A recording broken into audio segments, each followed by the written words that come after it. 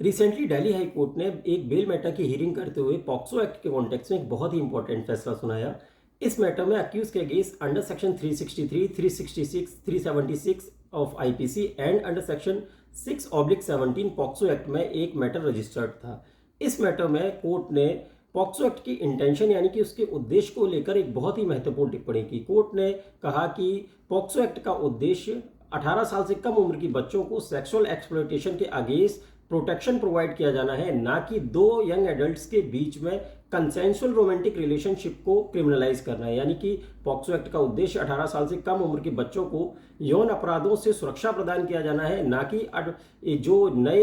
युवा हैं यानी कि यंगर एडल्ट्स हैं उनके बीच में अगर उनकी सहमति से कोई प्रेम संबंध है उनको क्रिमिनलाइज करना है, यानी कि उनको एक क्राइम मानना नहीं है। इसके लिए हाई कोर्ट ने मद्रास हाई कोर्ट के एक फैसले जो कि विजय लक्ष्मी वर्सेस स्टेट के नाम से एक केस है, इसका रेफरेंस देते हुए एक टिप्पणी की जिसमें कि कोर्ट ने ऑब्जर्व किया था कि पॉक्सो एक्ट का उद्देश्य जो विक्टिम और सर्वाइवर्स हैं उनको सुरक्षा और न्याय प्रदान किया जाना है, ना कि ये कानून किस समाज के एक विशेष वर्ग के द्वारा कानूनी प्रक्रियाओं के दुरुपयोग के लिए है।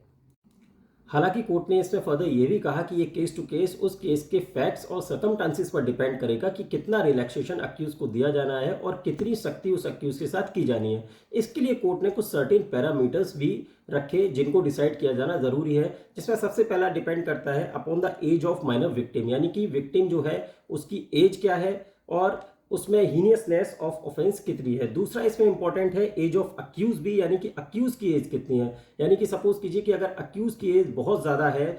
तो ऐसी के सिचुएशन में उसको इस टिप्पणी का लाभ नहीं मिलेगा, इस केस का लाभ नहीं मिलेगा। उसके बाद डिपेंड करेगा अक्यूज और विक्टिम के बीच में रिलेशनशिप। अगर उन दोनों के बीच सपोज कीजिए कि कोई बहुत ही क्लोज फैमिली रिलेशन है तो ऐसी सिचुएशन में अंडी इन्फ्लुएंस से इनकार नहीं किया जा सकता, यानी कि ऐसी सिचुएशन में अक्यूज को इस फैसले का लाभ नहीं मिलेगा। उसके बाद एक और इंपॉर्टेंट फैक्ट है इसमें कंडक्ट ऑफ द अक्यूज। इस जिस ऑफेंस के लिए अक्यूज को चार्ज किया गया है उसमें अक्यूज का कंडक्ट क्या है। अगर सपोज कीजिए कि वो भी एक यंगर एडल्ट है, उसकी भी age similar to the victim है, तो ऐसी सिचुएशन में ये माना जाएगा कि दोनों के बीच में कंसेंसुअल रिलेशन होगा, किसी तरह का कोई अंडी इन्फ्लुएंस या किसी तरह की कोई